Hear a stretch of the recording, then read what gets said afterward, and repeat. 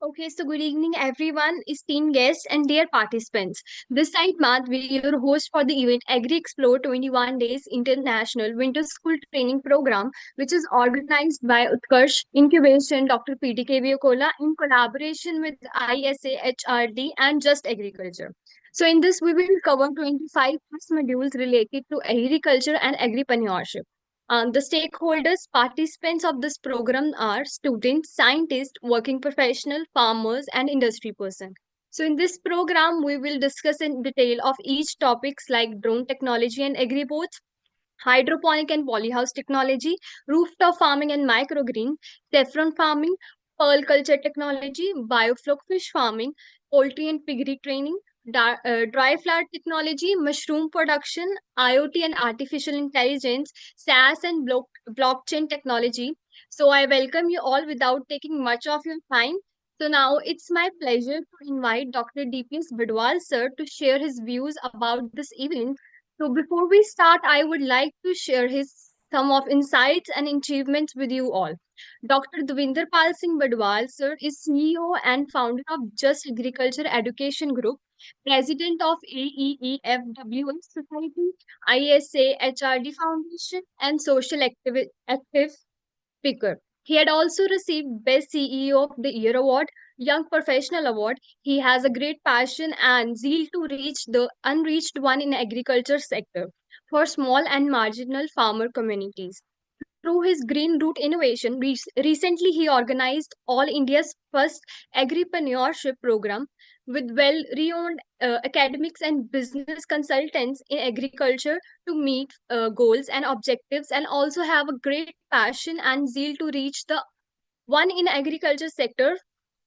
So, with more than 1,000 plus successfully trained agriculture students under his guidance, as program of international workshop organized with collaboration of 7 ICAR agriculture universities, with his efforts in the span of 2 years, Just Agriculture collaborated with India's most reputed government agriculture institutes like ICRI, SAT, NAARM, NIPHM, Manage, IRRI, MPUAT, and many more. Apart from being an organizer of 5 international agriculture conference, 17 workshops, 19 training programs, 3 international export summits and events. He has also attended more than 25 national and international summits and conferences. He also delivered many guest lectures in various national and international events.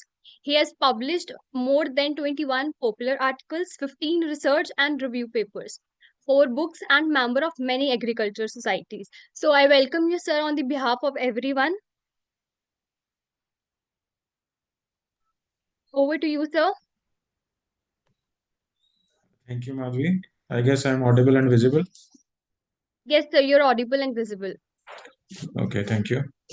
So, good evening, esteemed guests, experts, and participants. This side Dr. DPS Padwal, founder and CEO, Just Agriculture Education Group. So, it is with great pride and enthusiasm that I welcome you all to the Agri Explore 21 Days International Training Program, a comprehensive initiative that promises to be a milestone in the field of agriculture and agri entrepreneurship. So over the next 21 days from 11 Jan to 31st Jan, we will embark on a journey filled with learning, innovation, collaboration, and empowerment. So this is our ninth training series from the last 3 years. We are organizing this summer and winter school training programs, along with that many other FTPs. And most importantly, like other winter schools, this is not only a series of lectures by any faculties. These are more than a virtual uh, get together of India's top agriculture stakeholders. Either it is academicians, founders, CEOs, industrialists, and scientists. So this program represents much more than that. Just it is not just a training event. It is a vision, a platform, and a commitment to shaping the future of agriculture. As agriculture, we all know, is not merely an industry, but a way of life. It is the backbone of economies, the sustainer of livelihoods, and a source of nourishment for humanity. Yet, it is also an industry facing many challenges, from the impacts of climate change, resource scarcity, to the pressing need for the sustainable practices and technological adoption. So we are privileged to have renowned experts from various fields across India. Along with that, many experts are also joining from Middle East Asia, US, New Zealand, Australia, Europe. Many mentors, many industry CEOs, top CEOs of India of agri-tech companies, and these their achievements are the testament to what it is possible when experts meet the passion. So they will not only share their expertise, they will not only share their experiences, but also encourage you to think critically, to challenge the norms, and to innovate about this agriculture. Uh, I encourage you to take full advantage of their presence, ask questions, seek guidance, and be open with their new ideas. So, these experts are here not just to teach but to inspire. So, do not hesitate to engage actively with them. And our primary goal is to empower each participant to think beyond the conventional agriculture, adopt innovative solutions, and explore entrepreneurial opportunities. So whether you are a farmer, whether you are a student, whether you are a researcher or budding agripreneur, this program is tailored to help you grow and make an impact. So, by the end of this program, we hope that each participant will leave a deep understanding of modern agriculture, entrepreneurship, and the ability to implement the innovative solutions in the agriculture field, the confidence to become the leaders and the change makers in the agriculture community. Whether you are a farmer, whether you are a student, whether you are a scientist, whether you are a researcher, or you are from any other agriculture background, being it is your aim to create a business in agriculture, this program is designed for all of you.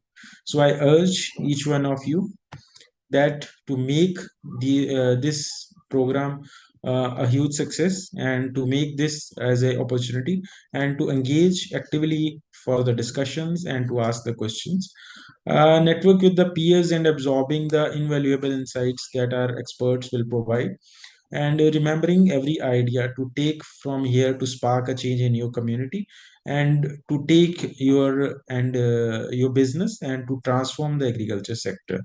So once again, I welcome you all to the first day Agri Explore 21 days international program, and I look forward to witness the growth ideas and inspiration that emerge from this program. And in the last, I would like to thanks each and everyone. Roughly 400 people is attending on Zoom and 600 plus on the YouTube. So as 1000 plus participants are attending this program, it is a huge number. So once again, I would like to thanks each and every student, participant, every agriculture stakeholder for actively engaging in Just Agriculture events. Thank you, and let us get start on this exciting journey. Thank you. Thank you so much, sir, on the behalf of everyone. Thank you for sharing your informative and thoughtful views on with us, sir. Thank you so much.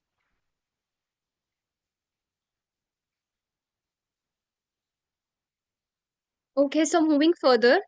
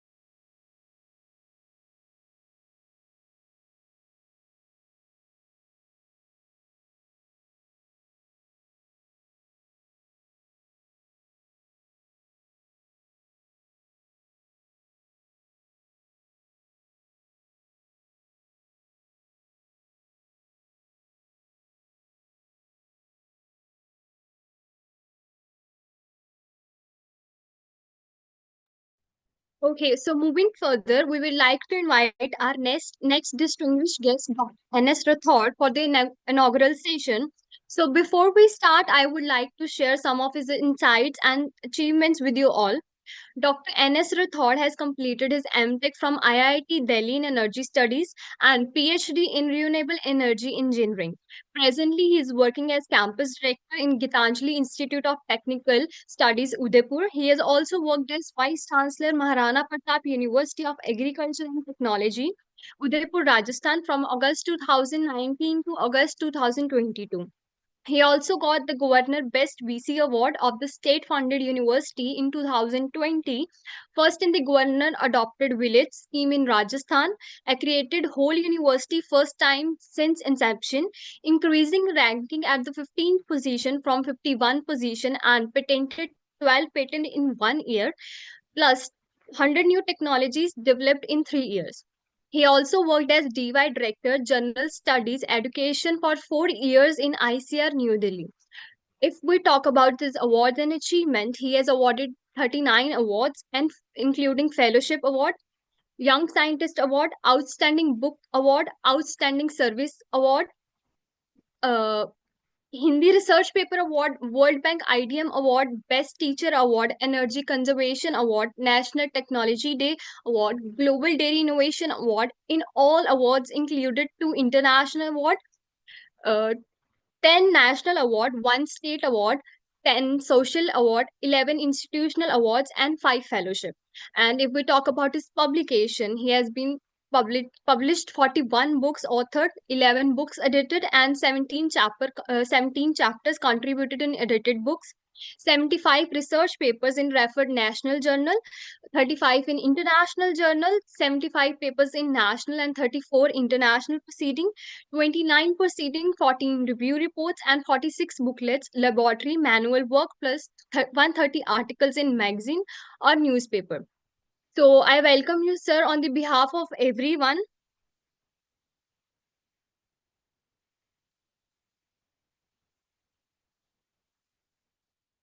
I hope sir will be joining us very shortly.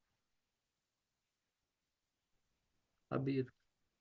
Yeah, good evening to all of you. Am I audible? Yes, sir, you're audible. I don't know whether my video is started because it will start from your side.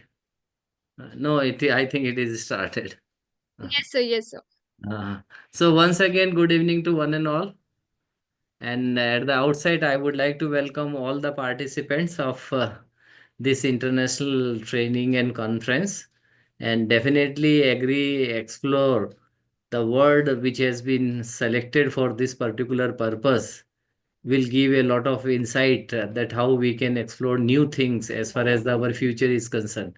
If you see our past as far as the agriculture is concerned, we have started our journey when our total production was hardly of 49 million tons. And at that moment, although our population was also less, it was only 39 crore. 3 crore went to Pakistan and around 2.8 crore went to Bangladesh.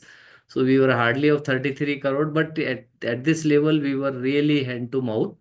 And that's why number of things has been started. And when we will see that now today we have crossed the limit and we reached to the highest position. But still, we in case if we will see that Agri Explorer, this will definitely see a number of innovative options and which will be based on technological advancement, and definitely it gives a right impression as far as the solution for a different agriculture problem is concerned. In present context, as far as the agriculture is concerned, we are facing lot of problem, and this problem means we have got a problem of a production, productivity, and major problem is a profitability. And that's why most of the places, if you see, farmers are they are creating a means they are agitating, and they are not happy as far as the agriculture profession is concerned. Second major problem of agriculture is that our quality. If you see in a 1947, hardly we were using half kg of chemical fertilizers and insecticide per hectare wise, which has reached to the level of 147 kg per hectare. So just 300 times we have enhanced the use of agriculture input, agriculture fertilizers and chemical fertilizers rather. And as a result of this, that there is a big question marks as far as the production quality is concerned.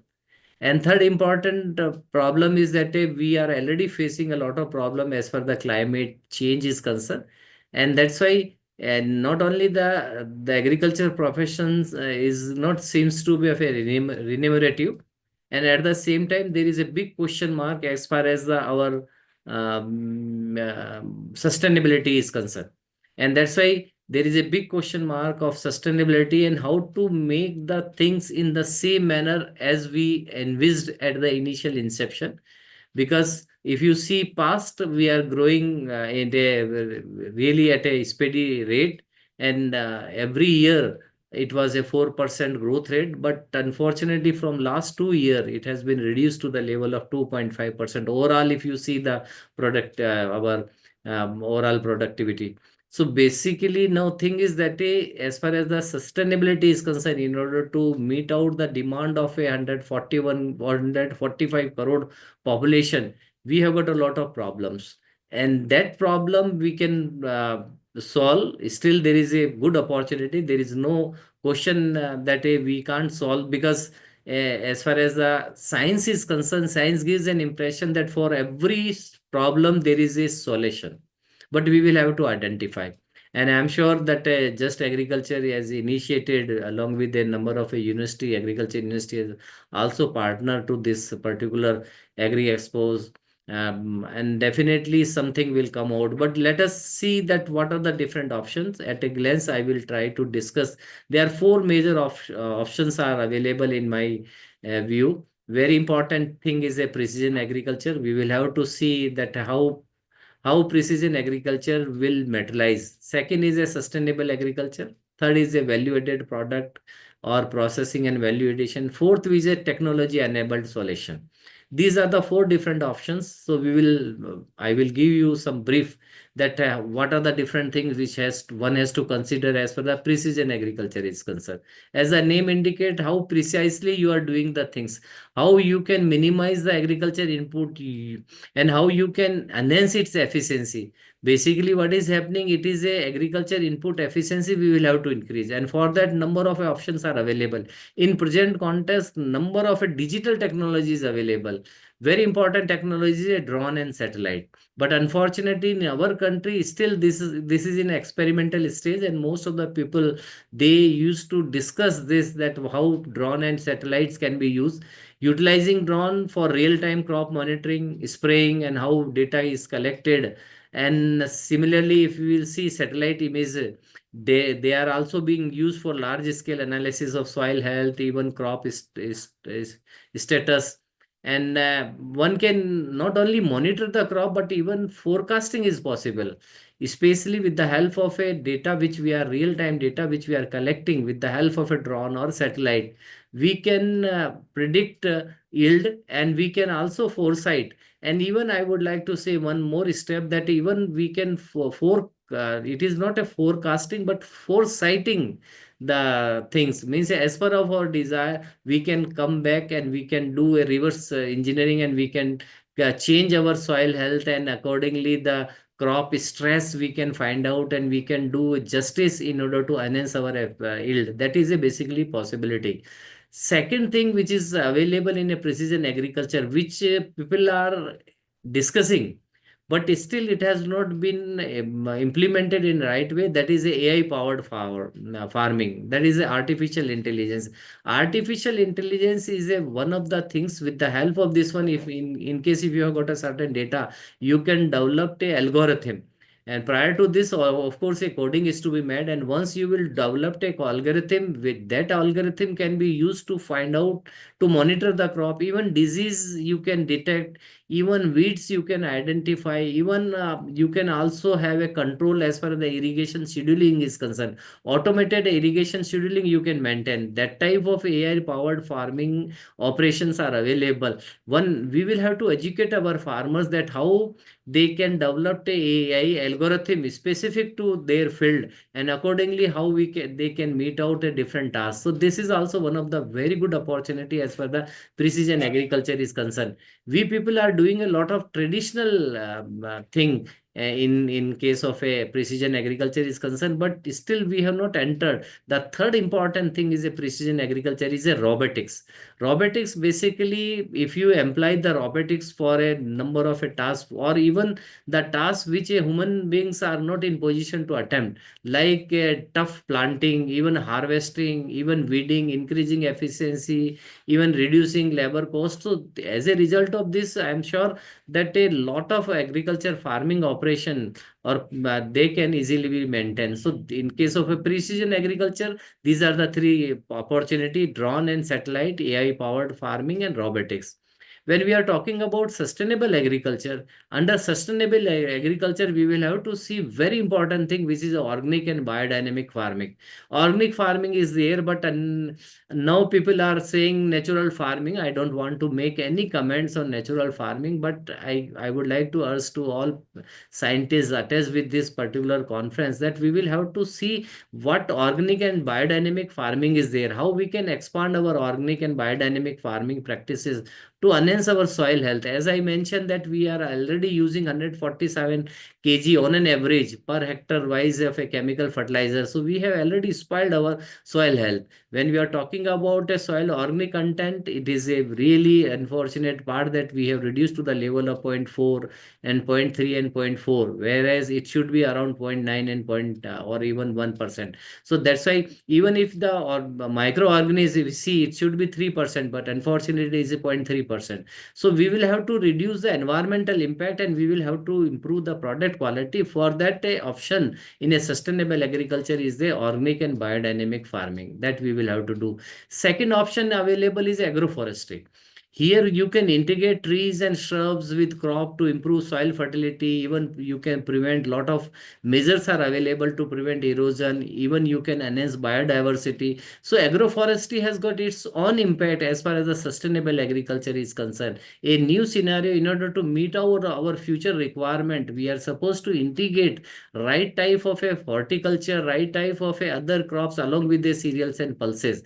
And last practice for sustainable agriculture is a water conservation, because we know that our water is availability is reducing. If you see the statistics in a 1947, it was more than that of a 5,500 cubic meter per hectare wise of a water availability, which has been reduced to the level of 1,250, from 5,500 to 1,250. So you just see that gradually we are losing a water availability as well. We will have to implement advanced irrigation technique like drip irrigation. Even rainwater harvesting is one of the options to optimize water uses. And nowadays seed irrigation is also coming up, and that's why we will have to integrate sprinkler, drip, seed irrigation. So these are the three methods as far the sustainable agriculture is concerned: water conservation, agroforestry, organic and biodiversity farming. These are the things.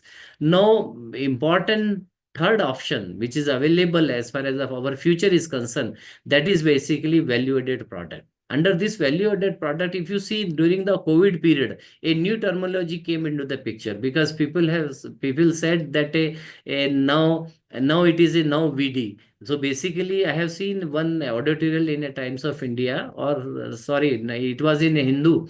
It was now VD, that was in 23rd of March 2000, 2020. But it was a very good editorial, and they mentioned that a now VD means say it gives an impression, now means say in present VD in a viral disease, but they said that solution is available within this word. And they said that we will have to integrate NOWVD in our food habits. N means a natural food, we will have to see. O means a organic food, W means a whole grain, and V means a our vegan food, and D means a diet supplement. That was a solution recommended by a few scientists, that was a solution in order to meet out or the danger of our COVID. In case of value added product, we will have to think with a fresh insight, that what is a right meaning of a now VD, that is a natural food or organic food or value add whole grain or vegan food or diet supplement. So very important thing is that we will have to identify organic and specialty crop.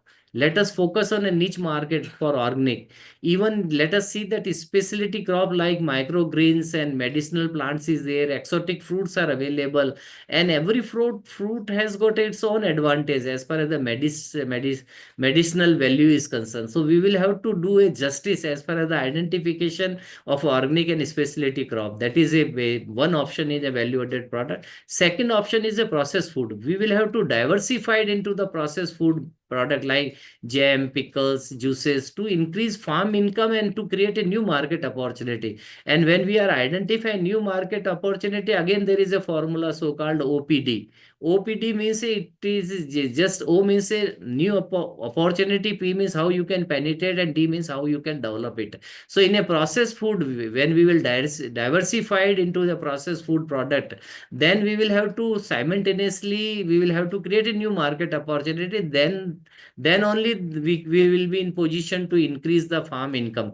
And very important things in a value added product is a nowadays which is available, and I have seen in a even in Rajasthan and even MP, some area of Madhya Pradesh, that agrotourism. We will have to develop the agrotourism ventures like farm stay, even farm to table dining. Even we will have educational tour to attract visitors and generate additional revenue. So agrotourism has got its own advantage. We will there are a formula so called 4T.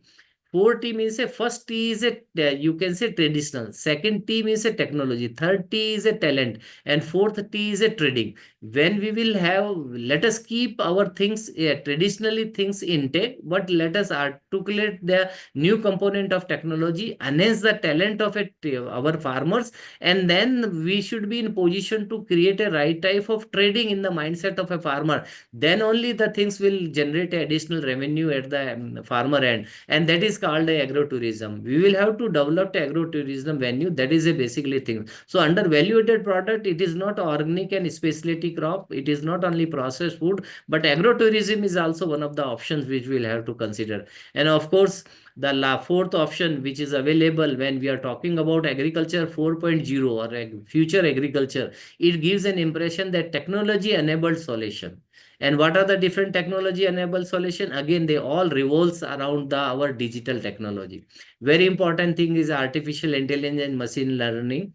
And here I have already discussed that how one can develop algorithm. For developing a algorithm, let us take the certain real-time data. With the help of the data is a right type of a information. This information can be converted into the knowledge, and knowledge can be converted into the action. That is a basically basic philosophy behind artificial intelligence machine learning. And with the help of this developing algorithm will lead to how you can monitor the crop and how you can forecast the crop, even foresight the crop. That is a first option. Second option is a blockchain technology. Blockchain technology, one can, in case if one utilize blockchain technology, it can do miracle in a supply chain transparency, traceability. You can check the traceability, even enhance the food safety. Even digital payment can be made, and content segregation. It is not only transparency and the malpractices which you can check, but even you can develop a lot of content segregate,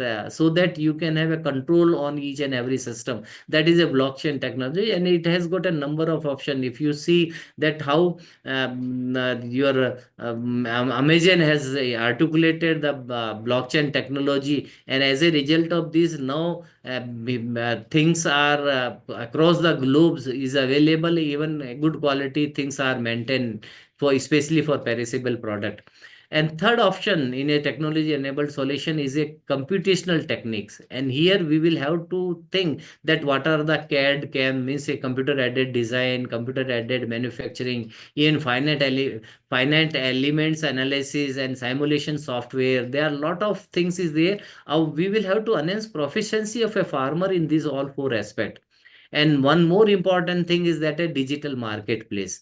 Let us explore digital marketplace for assessing input, finding buyers that who will purchase the material from where, connecting the with other farmer as well. So it will digital marketing will explore the possibility how we can identify a new market, how you can penetrate in that market, and how you can develop it with the help of digital technology. If you see that INAM, Electronic National Agriculture Market, which was started long back in 2017 by Ministry of Agriculture and Farmer Welfare. At initial inception, everybody has criticized it, that how it will work. Now I can say that even people from the Rajasthan, they are selling their product to the Chennai market. So that's why it is only because recently I met with one person. He is a good grower of a mehendi hina, and he is sending his all market to the Calcutta, all product to the Calcutta market. So that type of a digital marketplace for assessing what are the different finding buyers, what are the different buyers are available, and at what cost we should sell it. These all possibilities available, and for that we will also have to identify e-commerce platform. And here e-commerce platform is an online platform for direct to consumer sale, even connecting farmers with a customer and reducing means a intermediate link. Because if you see that in most of the product 25 to 30% cost or income is being shared by the intermediary, and that's why we will have to reduce this intermediary link, and then only the in case you will connect direct to consumer or direct farmers to the customer, I am sure farmer will get a more revenue. So under technology enabled solution, it is not AI and ML or blockchain technology or computational technology, but digital marketplace and e-commerce platforms are also available. So these are the few options which were striking in my mind as per the precision agriculture, sustainable agriculture, value-added product and technology enabled solution were available. At last, and conclude, I can conclude, let us conduct appropriate research and development. It is basically need of our. It is not that directly you will be in position to implement AI and ML. We will have to do a right type of research and development. You will have to identify real time data. Then you will have to do a right type of coding. Based on this coding, we will go for machine learning. In case if a more data available, that instead of machine learning, we will have to go with deep learning. And then once you will develop the algorithm, that will be a standard algorithm, and that standard will be used to compare of any such data of a different ecosystem, and then you will be in position to monitor your crop or for a different ecosystem, and even you will be in position to forecast your yield. So that's why a right type of it or appropriate research R&D is required, and we will also identify right agriculture expert to identify the most suitable option for a specific need and circumstances. That's why in present context in our country, there are very good opportunity as far as the agriculture explorer is concerned, and we will have to do a right justice towards this, and then only we will be in position to convince our farmers. And if you see most of the farmers sons and daughter, they are not happy to do some agriculture operation, and it may be because of the fragmentation of field is available. Even quality of the soil health has already degraded like anything. So we will have to think in a fresh way with a new technology available, and then in case if we'll do a justice as far as the soil is concerned, as far the water is concerned, as far the machinery is concerned, as far the climate is concerned, as far the farmer himself is concerned, there are a lot of good option is available. We will have to integrate all things in a right way, and we will have to do a justice to educate each and every stakeholders of a farming operation. Then only we will be in position to explore the new things, and of course there are a lot of good opportunities available. So I'm really happy to convey my sincere thanks to Just Agriculture, and they have given me this opportunity. And I'm sure this particular international conference will give a more insight to our participants, and they will be in position to discuss in detail.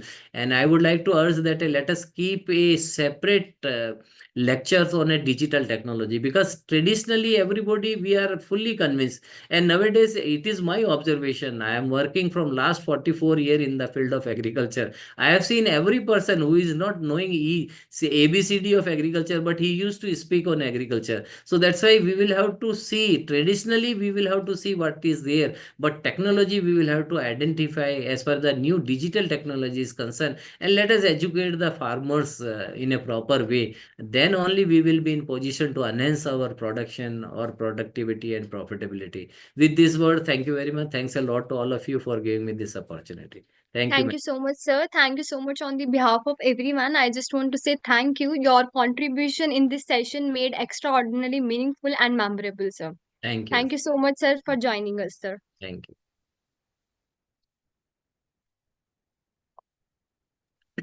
So, moving further, I would like to invite our next distinguished guest, Dr. Amrinder Reddy.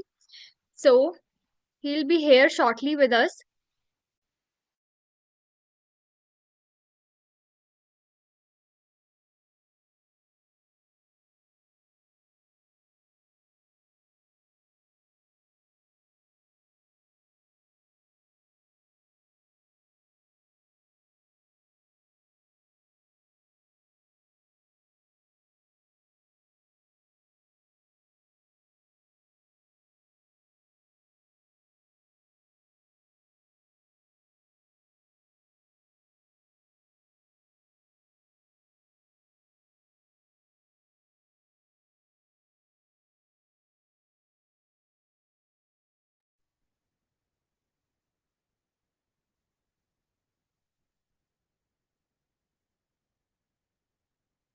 So, before we start, I would like to introduce our next guest. Dr. A. Amrinder Reddy is an agriculture economist, and currently he is as joining serves as the joint director crop health policy sport research at the ICAR National Institute of Biotech Stress Management, ICAR NIBSM, Raipur, India. He earned his PhD in agriculture economics from ICR India Agriculture Research Institute, IARI, New Delhi, and began his career with the Agriculture Research Service ARS of the India Council of the Agriculture Research ICAR in 2001. Starting at ICR IIPR Kanpur, he has focused on agriculture economics, implementing development schemes, and evaluating government flagship programs. So, Dr. Reddy has held key positions including Director, Monitoring and Evaluation, and In Charge Director of ICT at National Institute of Agricultural Extension Management, Manage Hyderabad. He has also served as Associate Professor in Public Policy at the Administrative Staff College of India, ASCI, Scientist in Economics at ICRI SET, Senior Research Officer at BIRD, and Principal Scientist at ICAR, IARI, New Delhi, as well as Head Systems and Designs and Analysis at ICAR, CRIDA, Hyderabad. He briefly worked with the Indian Institute of Public Administration IIPA in New Delhi on the Chronic Poverty in India project and at NCAER assessing poverty alleviations program. His research is grounded in large data sets including NSSO and NFHS, applying advanced economic tools to evaluate social economic indicators and government programs. He has published about 80 research articles, 5 books, and over 3,500 citations on Google Scholar. So, sir will be here joining us shortly.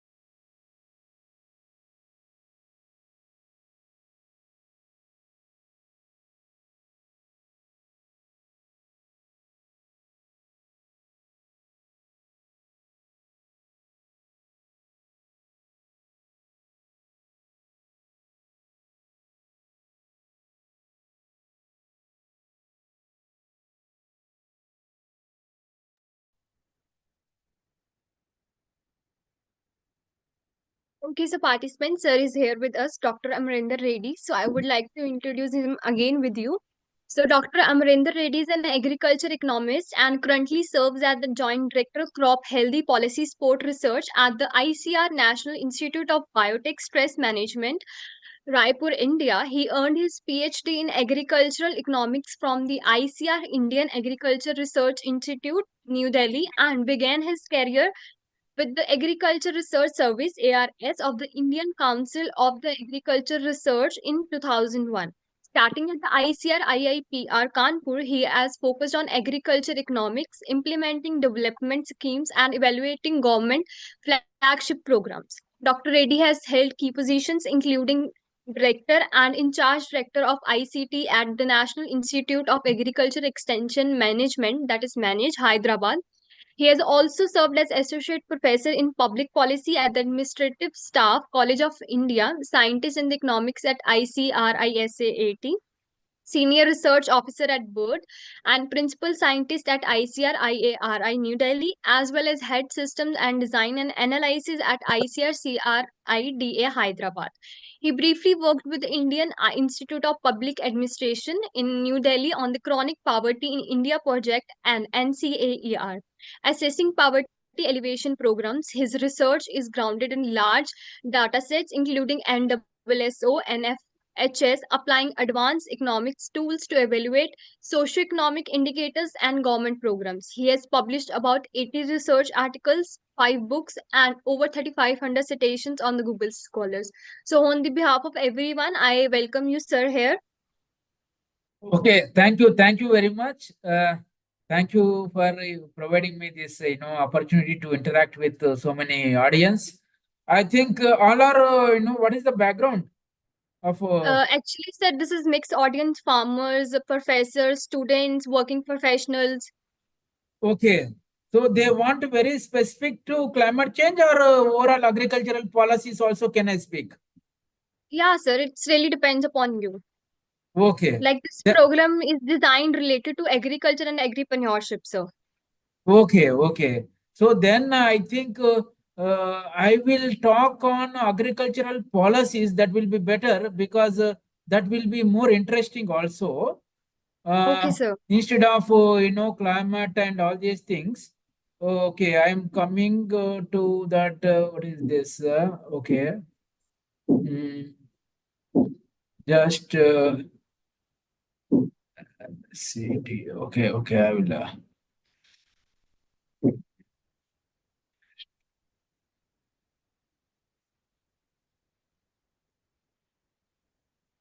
So I will talk about these agricultural policies basically over the years. Over the years means over the years means it is about 300 years back.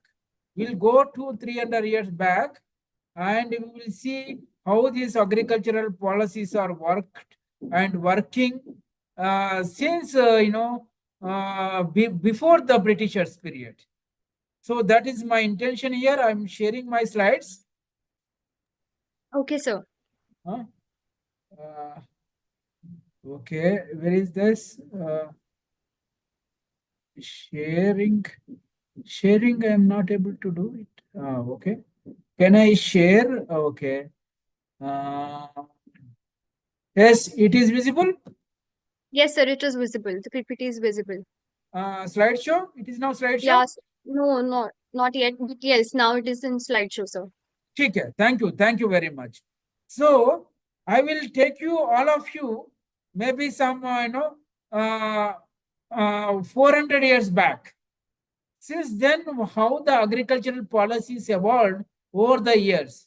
So that in that way I will go.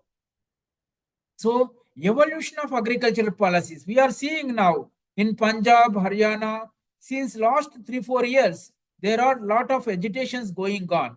Somehow we are not able to, no government of India, anybody is not able to solve those type of problems. So why they are not able to solve those problems? What is the historical background and no evolution of agricultural policies reasons for low farm incomes, because you are seeing non-agricultural incomes, professional incomes are skyrocketing. IT professionals, all but agricultural incomes are not growing. So we have to see what are the reasons behind it. And there are two policies which are very, very crucial, very, very important in terms of agriculture. One is minimum support price. The other one is current status of APMC markets. These two are policy instruments by the government of India.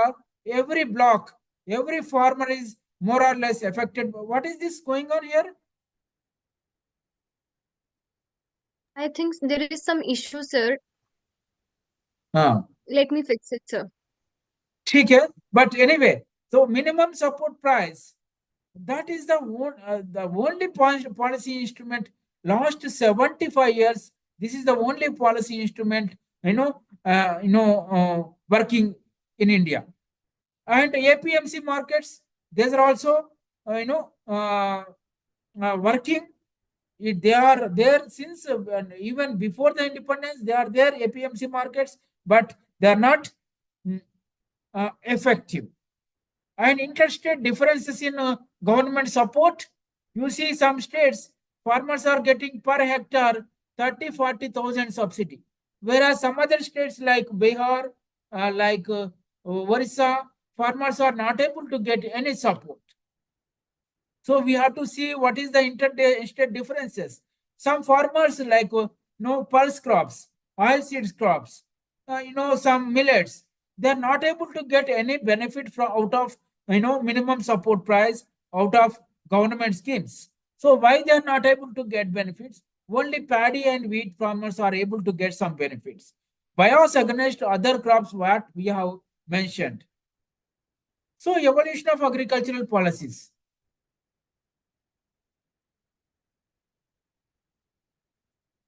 So if you go back to 1800s, if you go back to 1800s, what is happening? If you see 1800, 1700 villages, most of the farmers, almost all the farmers are self-sufficient. 95% of the what they are producing, they consumed. But they produced more than 20-25 different type of food commodities like tamarind, pulses, oil seeds, spices, including millets. All these type of things they are used to produce. Farmers they used to produce, and they used to in kind barter system. They used to give their agricultural laborers, their carpenters, all this agriculture. So only 5% they used to trade in village markets. Village markets, weekly markets used to be there. Weekly markets means this, now also we are seeing the tradition of 1,000 years. Weekly markets, these weekly markets are, uh, every week, Monday in particular village, Tuesday in some other village, Thursday in some other village. Those type of weekly markets are evolved during periods. So 95% more they are self-sufficient. Only 5% marketed supply they use it to sell in the local village markets. And India's first regulated market. So 1886, what happened? Industrial Revolution. Industrial Revolution started in the 18th century, 17th century, in 18th century in England, and they started establishing cotton mills, converting raw cotton into clothes, garments, and exporting to all India and other countries. So once they started establishing cotton mills, they need lot of cotton. And who has to produce? Because London or British, they don't have large land. Cotton has to be produced in India. So until then, farmers are self-sufficient. So government imposed, okay, you can now grow cotton. We will export, we will get a lot of money, you will get a lot of money. So government encouraged, incentivized farmers to grow cotton, and all this cotton they restricted, regulated all this cotton market. They established regulated cotton markets so that all the cotton produced in the villages, they should not sell any weekly mandis or anywhere, but they have to sell only in regulated markets. Established in the first regulated market, Karanja 1886. First legislation being the Bearer Cotton and Grain Market Act of 1887. So from then onwards, regulated markets established started. This cotton mainly to procure cotton from the farmers at very low prices, then export it to the Manchester, London, or no UK cotton mills. Then they process this cotton. They make clothes, garments, etc. Then re-export those cotton garments, etc., to India. That's why Gandhiji's movement of boycotting of hot cotton, all the clothes by the imported clothes. That's why to weaken the British government, Mahatma Gandhi called for boycotting of all these imported cotton clothes, and he encouraged khadi, deshi cotton clothes, and all these things. So that is the origin. Then, however, in India during that period, agriculture productivity is very low. No, there is no green revolution. Paddy plants are too high, too long, and very low yielding. Even that is the same case with the wheat. The full self-sufficiency and famine type of situations are used to be there. So during that period, keeping all this view, Royal Commission on Agriculture 1928, they established Royal Commission how to solve this type of food scarcity in India and also other developing countries. So they came out with some report. They asked for a establishment of cooperatives, establishment of Agriculture Produce Marketing, Grading and Marketing Act 1937, Model Bill 1938. So we know now, recently 2003 Government of India introduced Model Agricultural Bill. Similar to that, they introduced Model Bill in 1938. In that Model Bill, how to improve agricultural markets, how to establish market infrastructure, how to establish warehouses, how to establish storages, how to transparent agricultural marketing systems. All this they implemented because why the model bill? Because agriculture is a state subject, state government subject. It is not the central government subject. Even now, that is the same thing. So only central government give guidelines in terms of model bills. So that is the guideline, and it is ultimately up to the state governments. It is the state government responsibility. They can adopt all these components of the model bill, or they may adopt partially some components of the model bill. So this is the situation. In this situation, there is a Second World War, 1939 to 45. So what happened with the Second World War?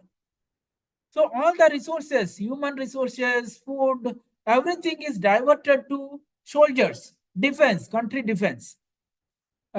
Because India is also participated along with the British on the side of British in the Second World War.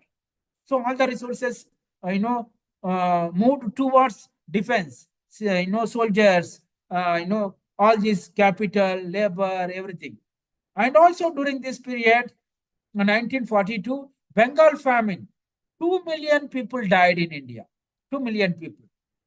And also Japanese invasion in the Burma and cyclone in 1942, all these things destroyed our food ecosystem. There is a food famine, Bengal famine, you may be knowing, Bengal famine. So that is also during these periods. So keeping this all in view, and there is a lot of exploitation of the middlemen middlemen, exploitation of farmers by the middlemen, because they unscrupulous malpractices, wrong weighing machines, or even bribery, or even some credit linkage to the credit linked this commodity sales. This what happened? Essential commodity. So all these exploitative, speculative practices are there. So for these middlemen used to purchase from the farmers at very very low prices, and they sell this produce after 3 4 months after prices increase to 100 rupees, because they purchase it 50 rupees from farmers, because farmers don't have any storage capacity. Immediately they will sell. So they purchase it from farmers at 50 rupees, and they sell at a market after 3 months. After 3 months, what will happen? The prices will increase from 50 to 100 rupees. Once prices reach 100 rupees, they sell in the 100 rupees at the 100 rupees. So these type of things are happening.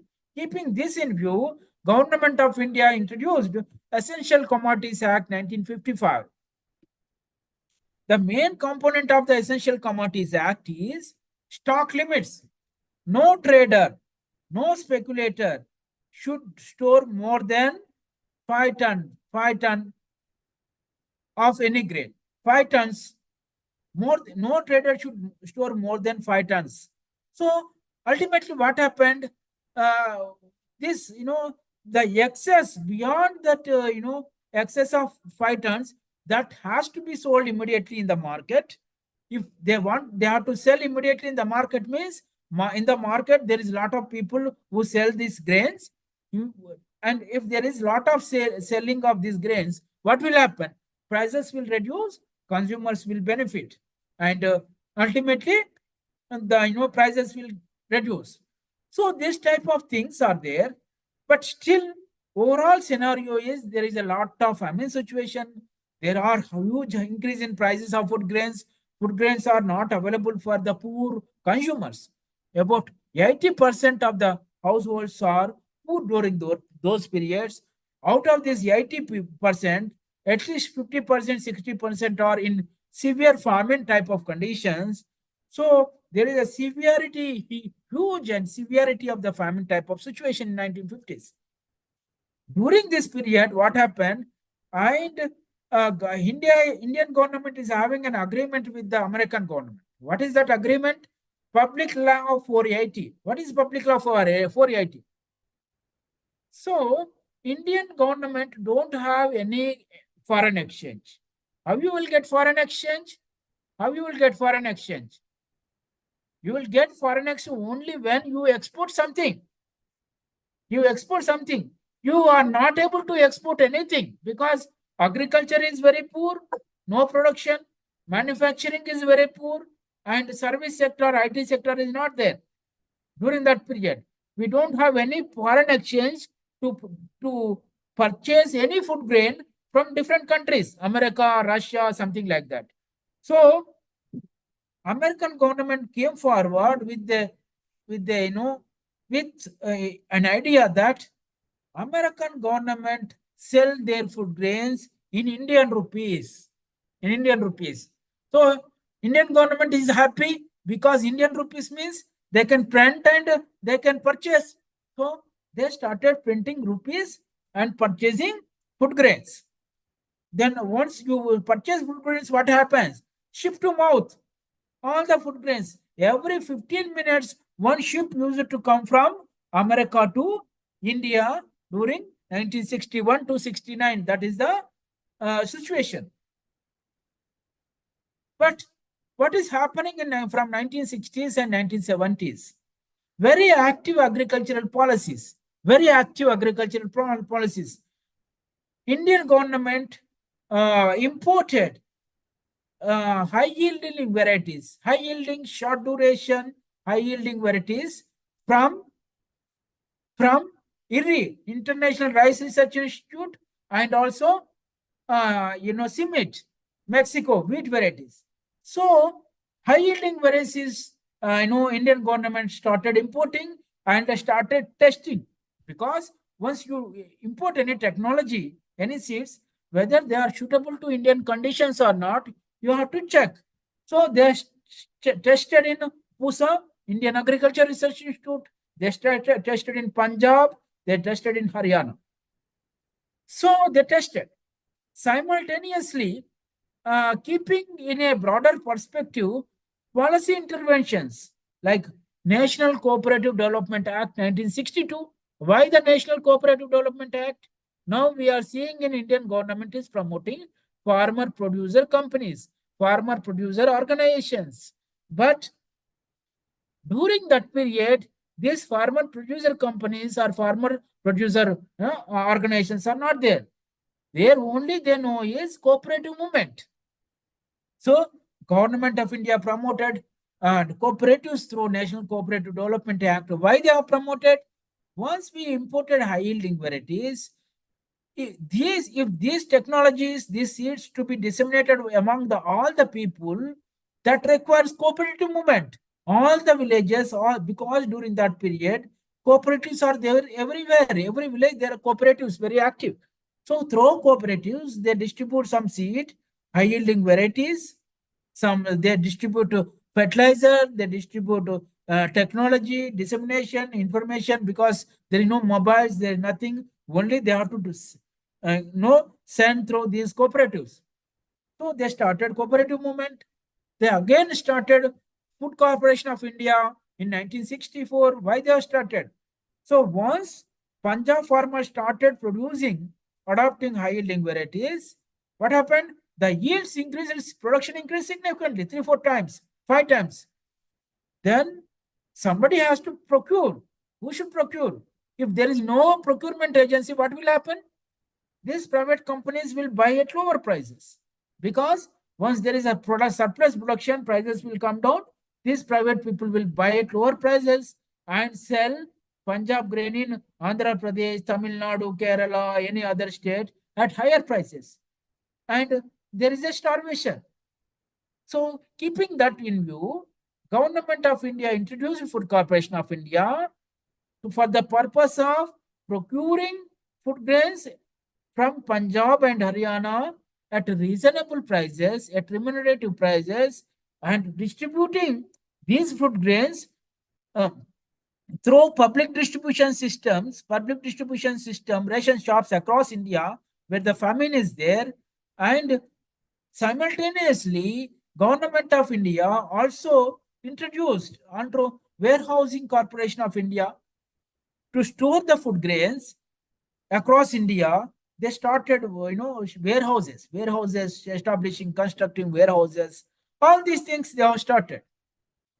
So immediately, this, Indo-Pak War in 1965, Government of India introduced a Jai Jawan slogan, Jai Jawan, Indo-Pak War in 1965, Jai Jawan, that slogan, because that's a food, defense, country security involved. Similarly, because food security is also a problem, they added the slogan Jai Kisan to Jai Jawan.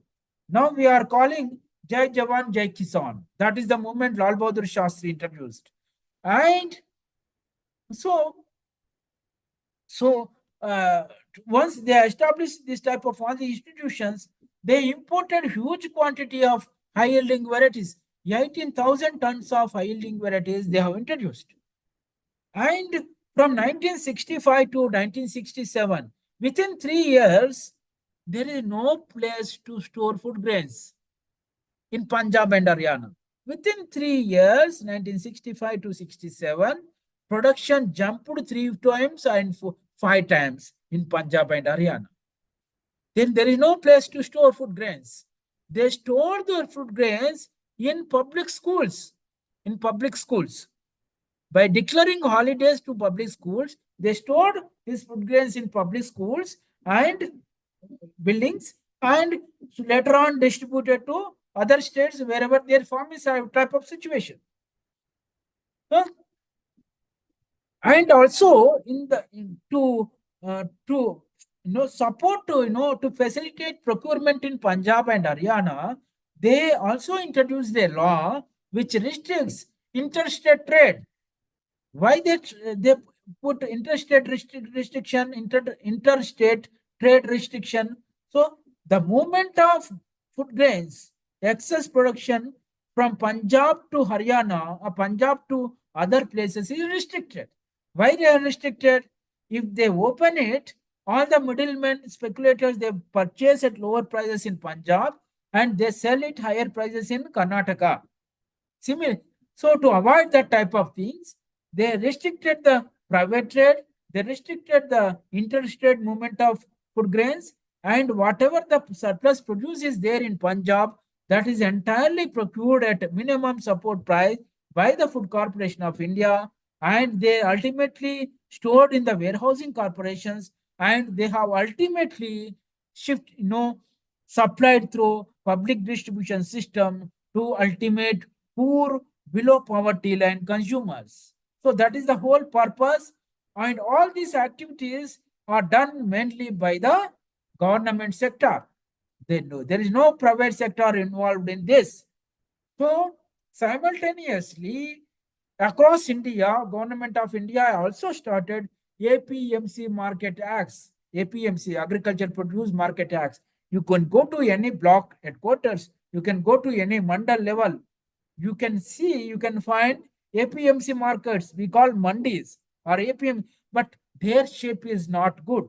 They are not well maintained. There is no storage facilities. There is no cold storages. All the pigs are roaming even now, and there is no elections. There are number of problems in these APMC markets because only there is no competition by the private sector. So this is what is happening. Government of India also started Food Corporation of India Act, State Trading Corporation of India, established State Trading Corporation of India. Why? Because our agriculture is rainfed dependent. It is mostly dependent on the dry lands. So, on and off, there will be droughts, there will be floods, all the food grains production may not be there. As a result, there may be starvation. To avoid this starvation, Indian government established the State Trading Corporation. The main purpose of the State Trading Corporation of India is to import food grains from different countries like America, China, Russia, whomever, whenever there is a shortfall in production. That is the duty of the State Trading Corporation of India. So this is about Green Revolution. Until then, these were very much successful. Within a short period, we overcame the famine type of situation. We became self-sufficient. We are even some surplus is also we started producing. But although China started along with us its independence, Chinese food grain production is not increased. China suffered huge famine type of situation during this period, 1960s and even 1970s. But however, we know now what is the China position now. China's per capita income is more than 5 to 6 times more than India's per capita income. How they have improved? They liberalized their economy. Their manufacturing sector is huge. They are exporting about 30% of the manufacturing products across the world. So, but somehow India is lagging behind. Why India is lagging behind? Because we are not able to liberalize our economy in the right time. However, we know some success stories outside the Green Revolution. We know the Operation Flood started in 1970s, cooperative movement, Amul experience, and also until then, 1970s, 80s, even 90s, only cooperatives used to supply milk, dairy products, all the dairy products, Amul, Mother Dairy, all these are all cooperatives. But after 2002, Government of India is allowed private sector to play in this dairy sector. What happened? There is a huge jump in private sector dairy. Now the share of the private sector in the dairy is about 60%. So, as I mentioned,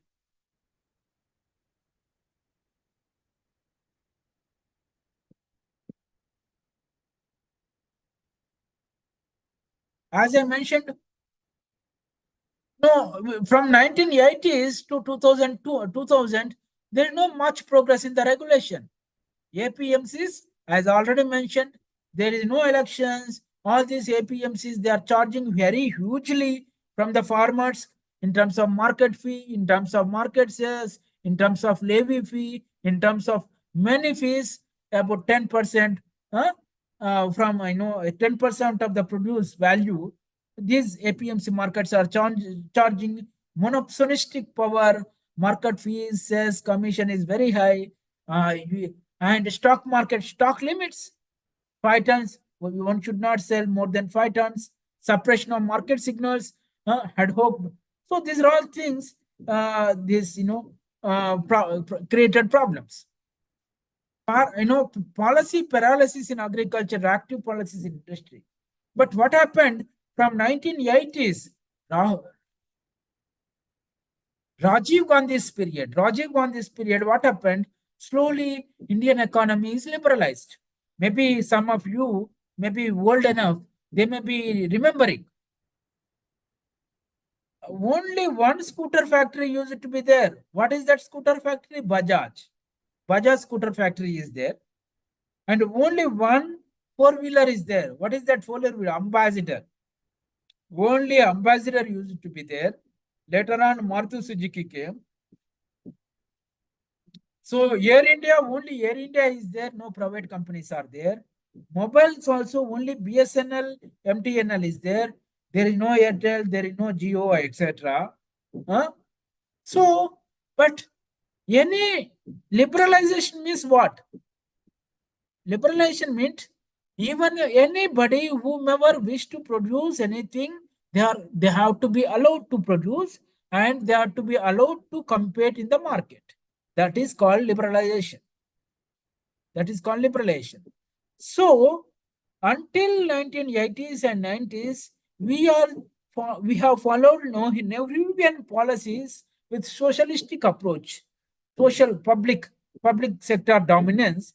But from 1990s, we have followed liberalization policies. We have started liberalizing one sector by another, one sector by another. Like we started liberalizing scooter, then Hero Honda, Suzuki, many new companies came, started new companies, new factories, started new brands, marketing new brands, importing new technologies.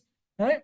All these things are happening. Earlier, only Bajaj is there. Now, 10 multinational corporations are there. Earlier, only Ambassador car is there. Now, only 20 car companies are there.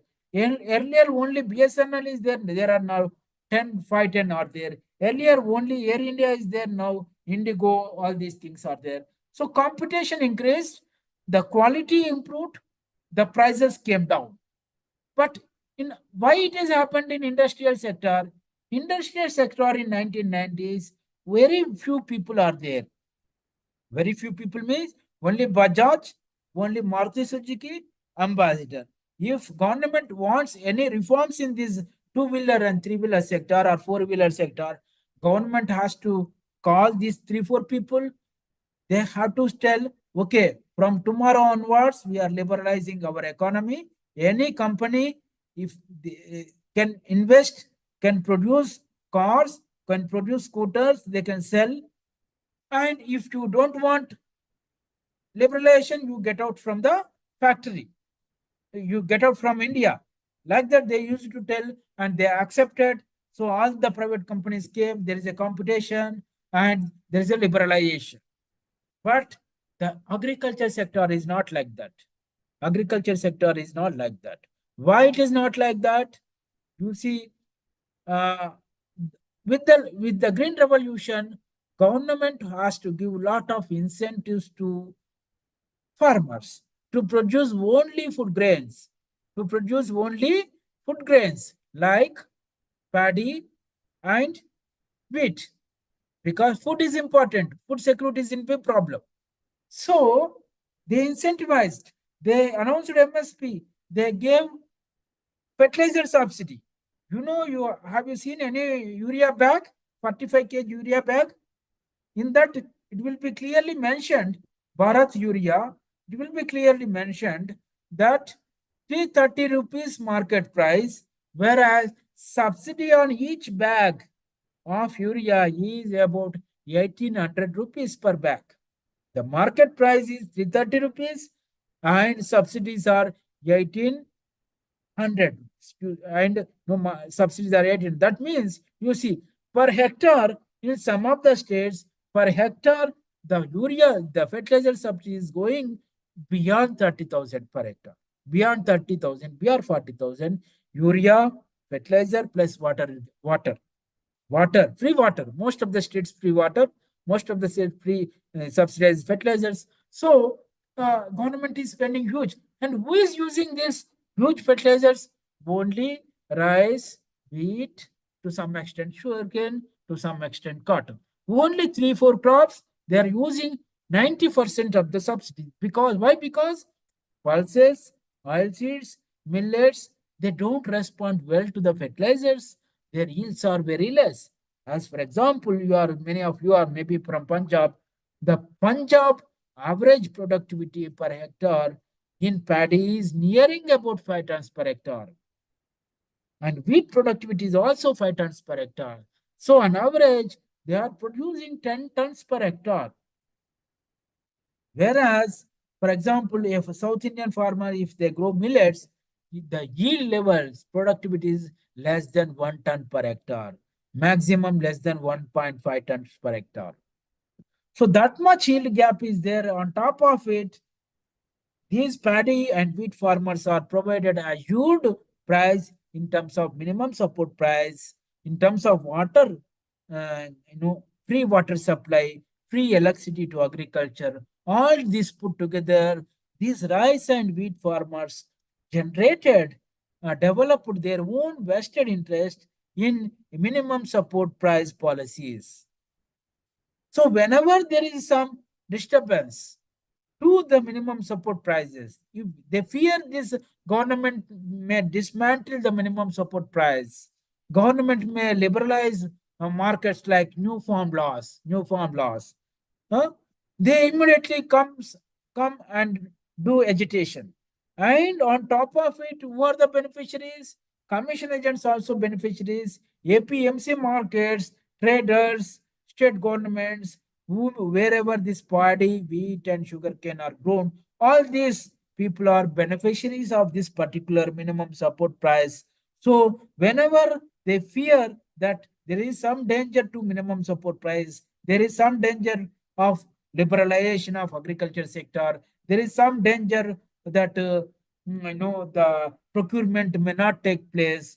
Immediately, these vested interest groups, particularly paddy, wheat, sugarcane, uh, no, the groups, they agitate, they stall these new farm laws, they stall the liberalization of agriculture sector, they stall the equal treatment of all the regions, all the states, all the crops. For example, equal treatment to all the crops means what? The equal subsidy to be given to pulses and oilseeds. The equal subsidy to be given to millets. The equal subsidy to be given to uh, vegetables and fruit. So what is the equal subsidy? How we can give? One way is direct benefit transfer. Direct benefit transfer. Like what are the scheme? Like PM Kisan. Instead of giving fertilizer subsidy, instead of giving water subsidy, government can divert all these fertilizer and water subsidies in terms of direct benefit transfer, in terms of PM Kisan type of schemes. Then it is unbiased. It will not be biased to any other crop. So that is the whole intention. So, as I mentioned, APMC markets are completely under control of the government. There is no competition. These all are all, they are used to do all fraudulent and malpractices, high charges, market fees. They are used to 3/4 sometimes. Margins are very high. Many leakages. You must be knowing. Some old people may be remembering the Rahul Gandhi's Rajiv Gandhi's old statement. out of 100 rupees spent on public distribution system, out of 100 rupees spent on Feed Corporation of India and public distribution system, only 15% is reaching to the end consumer. So that is what the statement. But after that, there are some lot of improvement, lot of efficiency enhancement. Now the Food Corporation of India public distribution system has become more efficient. Green Revolution, White Revolution, we are seen, and 1990s economic revolution, Jai Jawan, Jai Kisan, and in 2000 onwards, there is Jai Vignan. Jai Vignan means what? Science, technology, GMO crops, all these things. So, keeping that in view,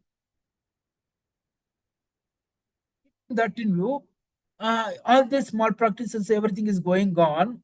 Government trying to liberalize agricultural markets from 2003 onwards. Government is trying to liberalize agricultural markets from 2003 onwards. How they are liberalizing? You have seen that Model Act 1938. First slide. Model Act 1938. Similar type of Model Act is introduced in 2003, Model APMC Act, Agriculture Produce Marketing Act 2003. In that, there are many facilities like direct marketing, Raitu Bazars, farmers market, right? Direct marketing is nothing but farmers markets. Direct markets, Raitu Bazars, contract farming, removal of the stock limits, all these components are there. Electronic national agricultural markets, all these components are there in the Model APMC Act. Huh? But being agriculture is the state subject, only central government give guidelines for implementation. It is up to the state government whether they can implement or not. Some state government, especially like Karnataka, like Andhra Pradesh, Telangana, they implemented most of the components like direct marketing, like Apni Bazaar, direct marketing, Raitu Bazaar, contract farming, all these things. So, many states have not implemented. Forward contract or contract farming Act 2006, warehouse development regulation, e-warehouse receipts. E-warehouse receipts, you may be listening to e-warehouse receipts. What is the purpose of e-warehouse receipts? I think some of you may be entrepreneurs and all. E-warehouse receipts means what is the utility of e-warehouse receipts? For example, I am a small farmer. I produced some chilies. And I have harvested. Market price is only 3,000 rupees per quintal. That is too low. And what I will do, these chilies, I will store these chilies in the warehouses, cold chain warehouses, and I will get the e-receipts, electronic receipts. So I will take these electronic receipts and put deposit in the bank. I will get loan. So how much of worth, say that chilies are worth of 1 lakh or 2 lakh, 2 lakh worth of credit they will give to me. Loans they will give to me. Then what happened? What happened? Now 3,000 rupees per quintal market price is there. That 3,000 rupees per quintal, the market price may go up to 10,000 rupees per quintal after 3-4 months. What will happen? Then I will sell from my warehouses this at 10,000 rupees. I will repay my loan, and the remaining 8 lakh rupees is my benefit. So this is how. In this process, what we are doing, we are completely eliminating the middleman. Otherwise, this entire profit used to go to the middleman. So that is the utility of the public programs. What is that? That is the utility of the banking system. That is the utility of the Warehouse Corporation of India. We know this Electronic National Agricultural Market, Model Contract Farming Act 2018, Model Agricultural Land Lease Act. That is also very, very important. Now about 50%, about 30%, at least 30%, 40% of agricultural land is cultivated by the tenant farmers. protecting them means giving some sort of credit, some sort of crop insurance is very, very important to them.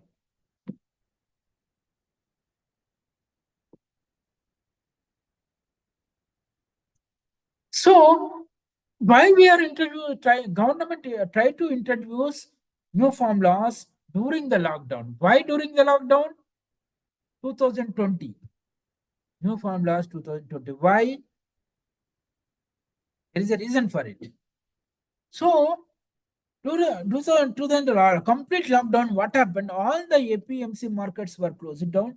Everybody are locked in their houses, but still agricultural produce used to move from farmers to ultimate consumers, retailers in Mumbai, retailers in Bangalore, retailers in Delhi, without much interruption. There is little interruption, there is some problem, but 80% they use it to satisfy the consumer needs. That means, okay, even though government markets like APMC were not working, these private markets, whether it's a FPOs, whether it's a farmer producer organizations, whether it's a farmer producer companies, whether it's a cooperatives, whatever may be the mechanism they are using farmers, the end output is reaching to the consumers in the right time, in timely manner, without APMC markets. So this is what a right time to encourage these people, all these small farmers, to develop their own market networks, their own farmer producer companies, their own private companies, etc. That is the right time, they thought.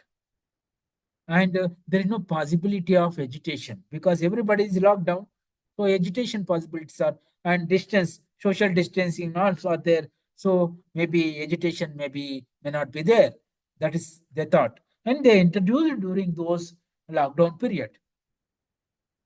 So one no why they, but ultimately we have seen they have repealed the new farm laws. Farmers agitated, they have repealed, they have gone back, and again they introduced in some other form. Now, in the some other form, the new farm laws, they are having lot of flexibility to the state governments. Lot of flexibility to the state governments. So, in the new, why the new farm laws? One nation, one market. One nation, one market principle. One nation, one market means what? For example, production center is there. Nasik onion prices. Nasik is the onion production center. From Nasik, onions will go to Delhi market, for example. So, one nation, one market means the price increase in price difference between Nasik production center and the retail center in Delhi should not be more than the transport charges. Should not be more than the transport charges. If they are more than the transport charges, somebody is exploiting, somebody is extracting surplus. So when the price between these two are not exceeding the transport charges or logistic charges, then we can say that India is one nation, one market. That means our market should be efficient. They have to run efficiently without more exploitation by the middleman. So that is the concept. And again, another thing we have seen, barrier-free interstate market. Why barrier-free? Earlier, we thought during the Green Revolution, 1950s and 60s, there is a there is a restriction in interstate trade. Private companies should not move Punjab food grains to other states. Only government can move through Food Corporation of India. But now what government is saying, any private company can move production center to any other place. Any other place. So barrier-free interstate markets are open. Markets are opened up. Why? The context is changing. During that period, big government and socialistic policies, and there is a famine type of situation, so government control is required. But now what is happening? Now consumers are well aware, markets, networks, everything is perfectly working. So now the markets to be given free hand to handle large production and all these things. Because in any case, during that period, only no uh, what is the uh, production consumption hold too much very less. But now our population increased 3 4 times, 5 times from there to now. And this huge business only public sector cannot handle. Even private sector has to handle, because even in agriculture sector, for example, the private share in agricultural investment is only 2%. Only 2%. Private company share in agricultural capital formation is only 2%. Whereas, for example, mobile phones, for example, any information technology, any other technology, manufacturing, etc., private share is more than 70%, 80%. We have to reach, even we have to encourage private sector to grow, to invest more, to invest in market infrastructure, to upgrade APMC markets, and all these things. Freedom and choice to farmers. Freedom and choice. Only in a block, at block level, only big market is now APMC market. Only big market. You need to have 2 3 markets established by farmers producer companies, or established by private companies, whomever. We need competition. We need more choice to farmers. When there is more choice, there is a competition. And when there is a competition, there is a perfect market. Farmers will benefit. Again, shifting to electronic national agriculture markets. Right? These types of things are very important. So what government has to do in the current scenarios? Encourage FPOs. Government of India is encouraging farmer producer organizations, farmer producer companies in big way, 10,000 farmer producer organizations, something like that. Local level institutions, farmers collectives. No, these local level institutions, farmers collectives, self-help groups, all these all depends on the local social structure. For example, women in South India, they can organize themselves as a self-help groups much better, much better than the North India. Cooperatives in Maharashtra and Gujarat work much better than the West Bengal or in some other place.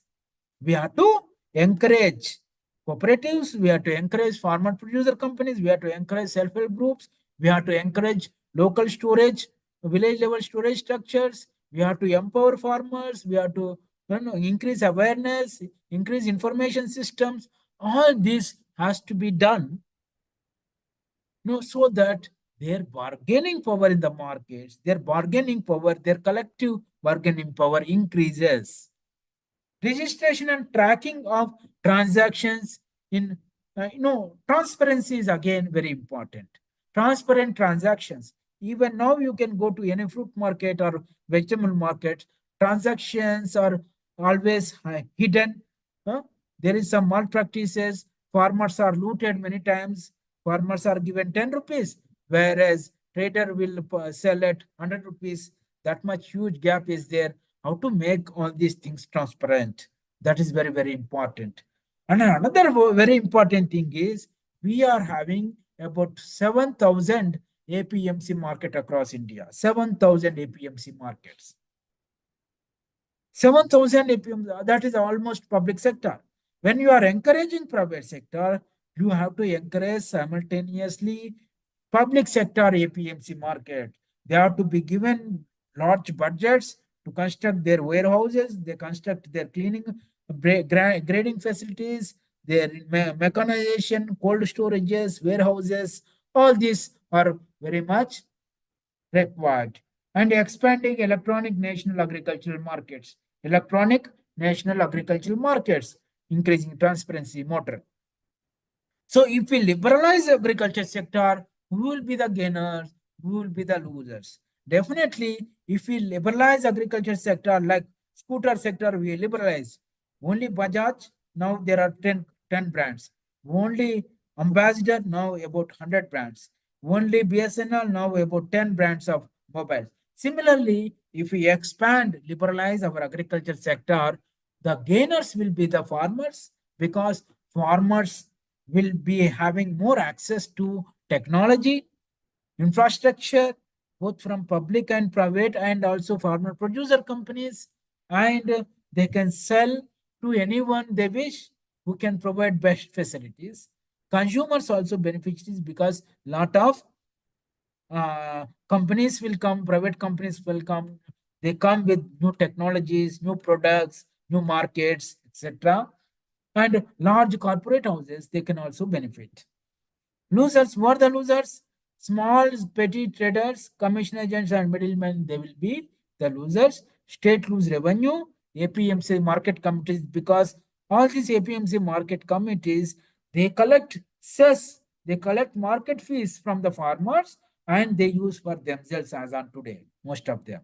So that type of malpractices will be corrected. I think, can I stop or can I continue? Sir, if you want to continue, you can, sir. How long I can? Like till 7, we have time, sir. Till 7. Okay. Yes, sir. Yeah. Until now, any questions we can collect. Then we can Sir, in again. the end, we will open the chat box. So if there will be any queries or questions, they will type there. Like they can Okay. comment there. Okay. Okay. Right. So why farmers' incomes are reducing on the one hand? Why incomes of other sectors like industrialists, like service sector are increasing? The gap between farmers' incomes and non-agricultural industrialists or manufacturing or service sector or IT companies are increasing. That's a big problem. Why? Why? Because you see, if you see from 1947 we got independence. This 75 years duration, with this 75 duration, our production of wheat increased 5-6 times. Our production of fruits and vegetables increased more than 10 times. Our fish production increased more than 10 times. Our egg production increased more than 15 times. So every production is increased. Even productivity increase and production increase surpassed the population increase. And population of India more or less now stagnant. It is not increasing that much fast. So what will happen? The consumers are more or less stagnant. The production is increasing.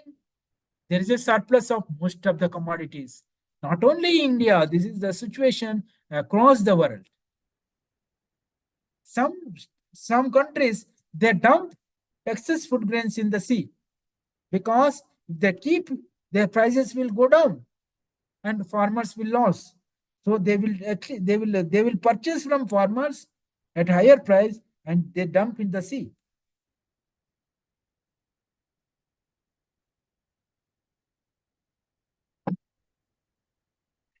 The reduction in the prices to farmers is inevitable scenario. It is inevitable.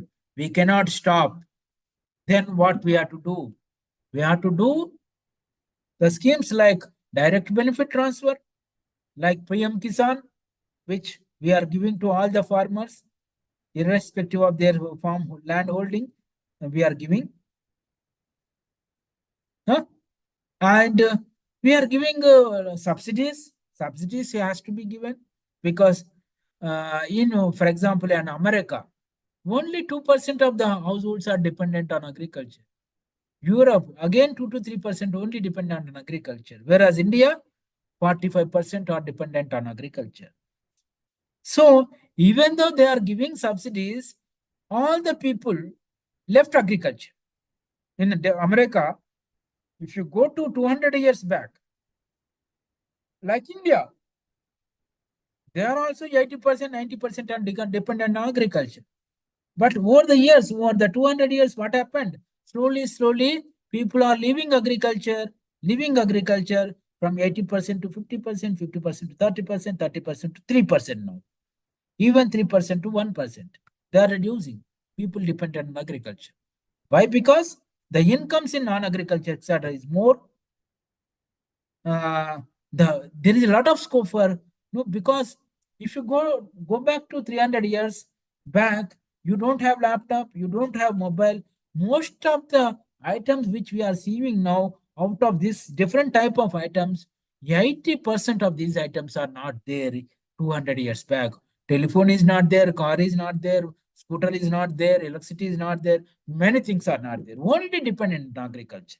But as we are crossing centuries, progress, we are producing more different type of commodities, economy is expanding, different sectors are expanding, agriculture is shrinking relatively. So this graph shows the same thing. Again, what I am telling, Indian farmers are in a vicious circle. What type of circle, vicious circle? Smallholder farmers. Farmers are getting low prices. They are not getting remunerative prices for their commodities. Because of the low prices, low income. Because of the low income, but one side is low income, other side their expenses on education, expenses on health, expenses on other commodities are increasing. So income is less, expenses is more. Ultimately, what will happen? Indebtedness will increase. So there is an indebtedness. So as a result of too much indebtedness, they cannot invest anything in the farmland in terms of pump set, in terms of farm machinery, etc. If they are not investing anything, they are again going back to low productivity, low production, low prices, low income vicious circle. So that is what's going on in the current scenario. But as I mentioned, the private corporate investment is 2% only, left side, 2% only. This is 2% only. Huh? Only 2% of income coming from no assets, means corporate capital formation in private sector. India's agriculture sector biggest lack is private sector is not coming up in most of the operations. Private sector is not coming up. Private sector is having good technology, good efficient practices, management practices, because in government sector, if they do, people don't work, nobody will punish much. But in the private sector, they can easily remove if the people are not working. They are more efficient. They can do better business.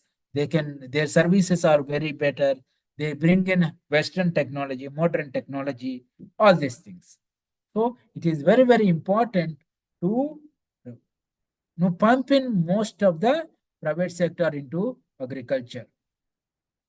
Current status of minimum support price implementation.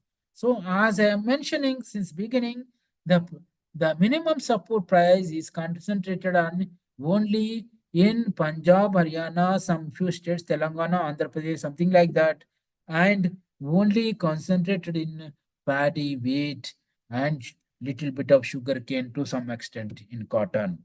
So about 70% of the farmers, they are not benefiting significantly from the public distribution, from the minimum support price. Only 30%, that too in a well-off, highly irrigated lands, you know, farmers are benefiting. That is the lacuna with the both fertilizer subsidy, minimum support price, and also free electricity to agriculture for pump sets.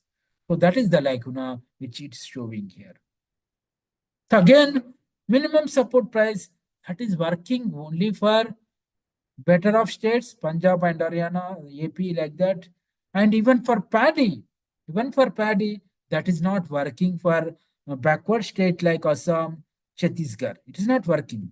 It is working only in Punjab and Haryana. You see market prices above MSP in Punjab and AP. Why? Because there is a lot of procurement. Once there is a lot of procurement, what will happen? The marketed surplus in the market available for private consumption will reduce. Once the market surplus is less, the prices will increase. What has happened to Chhattisgarh and Assam? No procurement of paddy. Once there is no procurement, what will happen? Lot of production is staying in the platforms, market yards. Nobody is there to purchase. Ultimately, farmers has to sell whatever the low price they are getting. Again, similarly, the below graph also showing most of the commodities, pulses, oil seeds, millets, in most of the periods, the market prices are well below the minimum support price. Minimum support price. Most of the commodities, most of the periods, the market price are below the minimum support price. So how we have to increase incomes of the farmers, how we can increase price realization by the farmers is the biggest question. So again, as I'm telling, market cess is a big charge. They are charging market fee, mandi charges, rural development fee, commission, and other charges. All these APMC markets charge these different type of marketing fees. Because of that reason, even most of the farmers they avoid this going to APMC markets. They are becoming over the years. They are becoming over exploitative of the small farmers. So you see, only mandi, in marginal farm among the marginal farmer, only 23 are utilizing 23 or percent are utilizing going for mandis, whereas the large farmers about 51% are going to mandis, whereas most of the farmers, about 51% of the marginal farmers, they are selling their produce at local mandis. This is the situation.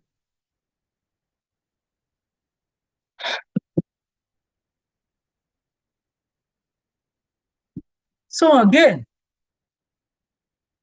interstate differences in MSP operations and subsidies.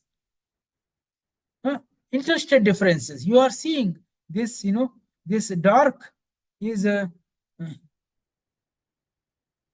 you see this, Rabi, you see Punjab, Haryana, Madhya Pradesh, they are their MSP awareness is more. The remaining states MSP awareness is less. Again, any government they have to maintain buffer stocks. They have to maintain buffer stocks. So our buffer stock norm is we have to maintain 30 to 40 million tons. That is the only buffer stock we have to maintain. But rice and wheat together, we are we are in buffer stock. Our buffer stocks are more than 100 million tons. 100 million tons. Whereas our norm is only 30 to 40 million tons. Means we are excessively procuring. Government wants excessively procuring means that will be wasted in terms of storage, that will be eaten by rats, that will be, with the excess moisture, that will be affected by the storage pests and diseases, fungus, aspergillus, all this damage will be there. So one of the recommendations should be we should not procure more than what is required for our public distribution system. Our public distribution system. Again, it's very important. For example, we can take example of wheat. Wheat government price now it is 20,000 per ton, 20,000 per ton or something more. But they this is 2-3 years back. No, 19,000 wheat MSP, 19,000 MSP. The government procures at 19,000, but mandi fees, Aratia, all this commission about 7,776. So put together, how much is coming? 27,000. 27,000 per ton is the cost to the government. MSP 19,000 has to be given to the farmers. 7,700 is cost incurred while market fee, mandi, logistics and all. So total cost to the government is 27,000. Whereas international price to wheat is only 16,000. How much is the loss? 10,000 loss to the government. 10,000 loss means about 40% loss to the government in this process of procuring and dispersing in international markets. If they want to sell in domestically, losses will be little less. Domestic price will be 21,000. So Government of India procurement cost is 27,000, but selling at 21,000, overall loss is 5,600. That is coming to 21% loss. Whatever these procurement operations, excess of buffer stocks is loss to the economy, loss to the country. So I want to stop here probably. I want to stop here. Any discussion?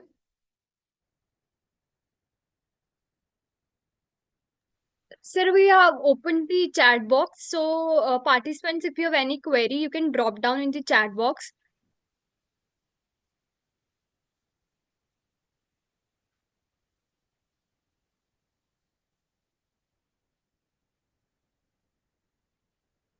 Amrinder Singh has had the question like, please repeat full form of MSP.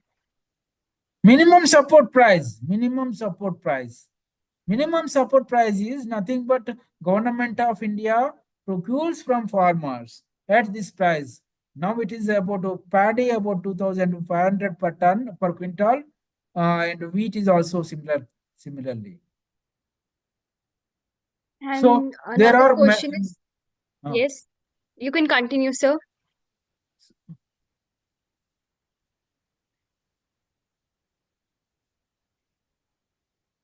Another question he has asked, what is buffer stock operation, sir? buffer stock operations means, so as I told, because India is having public distribution system through ration shops. It has to supply rice and wheat to the below poverty line households, and even for midday meal scheme or something like some government schemes. To meet those needs, government has to procure food grains from farmers. So that minimum at any level, that requirement may not increase more than 30 to 40 to 50 million tons. That is for buffer stocks to meet these emergency needs as well as PDS needs. But as on today, Government of India procuring more than 100 million tons excess of buffer stocks. That is a loss to the economy. So, what is the best supply chain from farmer to consumers? Somebody asked, but it depends on the product to product, even place to place. It varies. And for example, rice invariably it has to have millers. For example, ragi and other millets, there is no need of milling. Direct tunnels will be there. And if generally, in general observation is whenever there are whenever there are more number of middlemen, that channel is not good. Whenever there are less number of middlemen, that channel is best. That means farmer to direct to farmer to consumer is the best channel.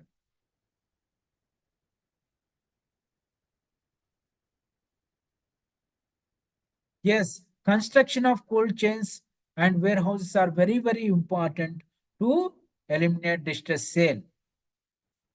FPO, farmer producer organizations, it is not nothing but farmers collectives, because small farmers are having 1 acre, 2 acres of land.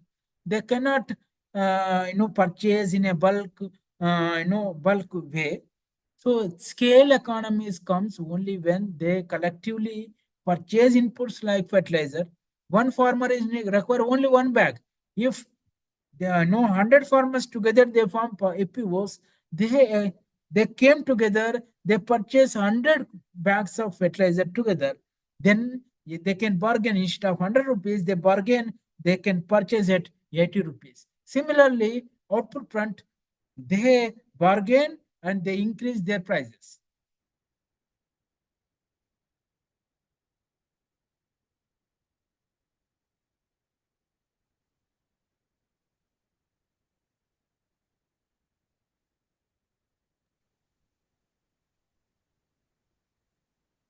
So they are asking for the PPT. You can share with me, then I will forward to the groups of Yes, the yes, participants. absolutely, absolutely. No, always government is there to regulate.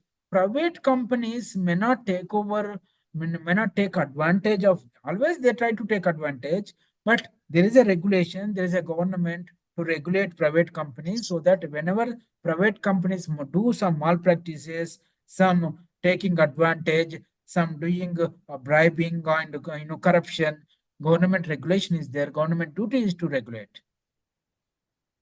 Minimum support price. Minimum support price, as I told, MSP is nothing but minimum support price.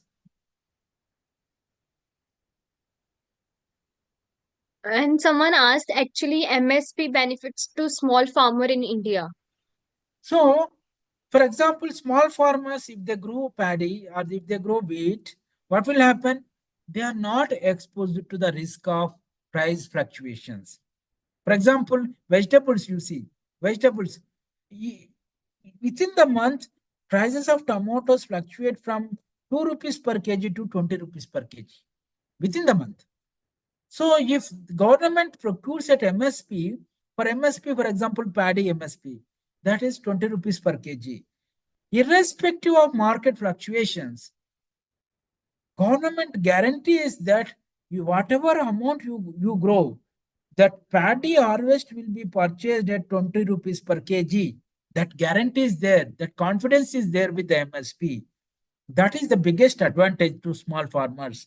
If there is a guarantee that I will get 20 rupees per kg, or whatever the produce I produce, all the quantity will be purchased by the government at 20 rupees per kg. More than that guarantee, what guarantee farmers are required? That guarantee itself is enough, so they can work hard, they can produce more, they can sell at MSP. That is the advantage of MSP.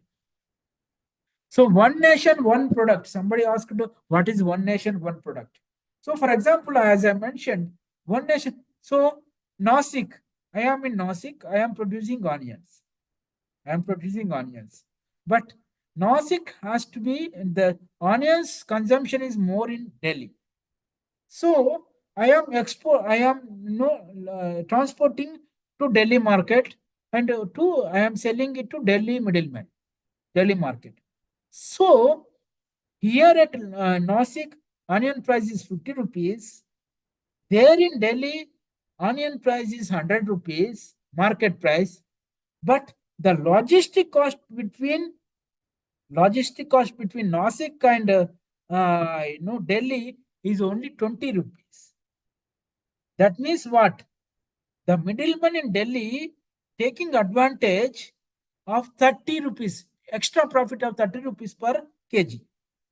Because his cost of purchase is 50 rupees, that logistic cost is 20 rupees, 50 plus 20, 70 rupees, and the remaining, but he is selling at 100 rupees, that means he's getting 30 rupees profit. That is not called as a one nation, one market. One nation, one market means the price in Delhi should not be more than 70 rupees. The price in Delhi should not be more than 70 rupees. Then this market condition, this market characteristic is called as one nation, one market. That means Indian markets are working very well, efficiently. No middleman is taking advantage, taking extra profit.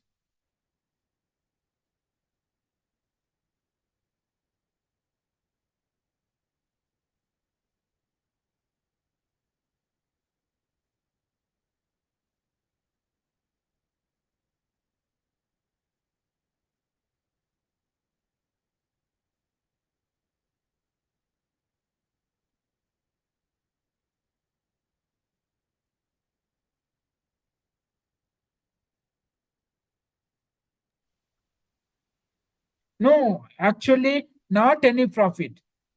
Somebody asked, if we are not making any profit, then why do we do it?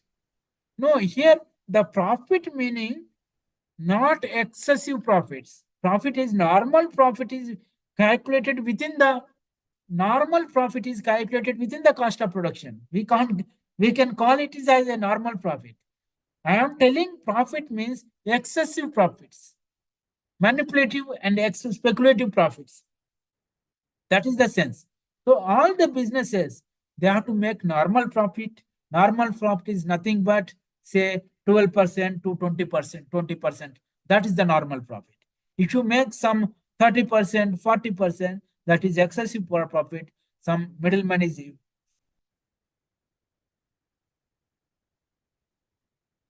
No, it is no middleman's role is there. Middleman, somebody is asked middleman to be avoided. No, middleman has to be there. Their role is there. How their role is there? Because they are providing lot of services, essential services. They are collecting from doorstep of the farmers. They are uh,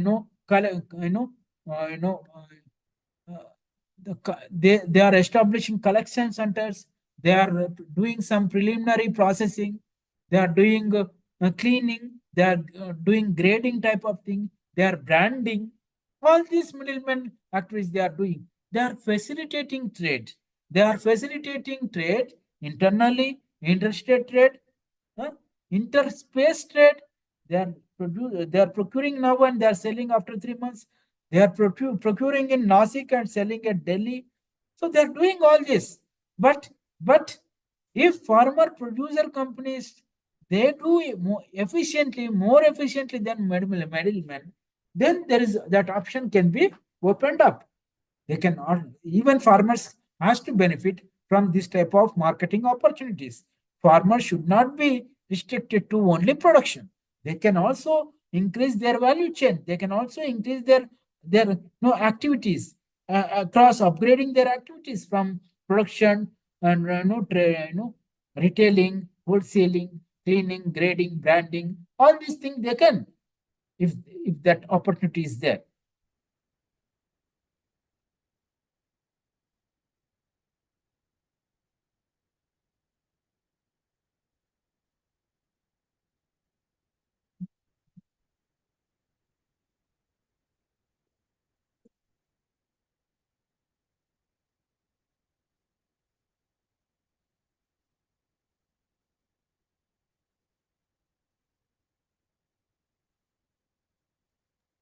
If participants, anybody have query, you can still drop down in the chat box.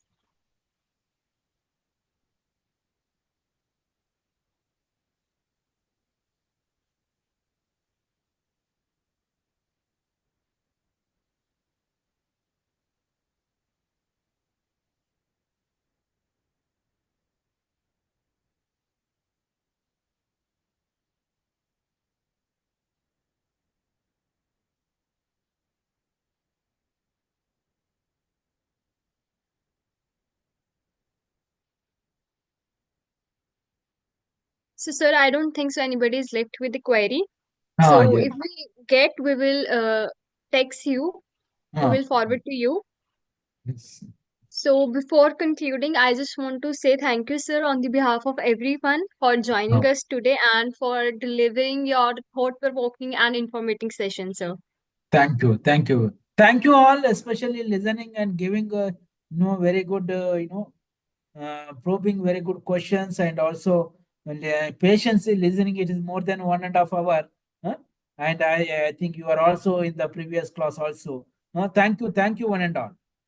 Thank you so much, sir. Thank you. Okay, participants, it is done for the day one. So, see you tomorrow to the day two of the Agri Explore 21 Winter School Training Program. You may leave now, everyone.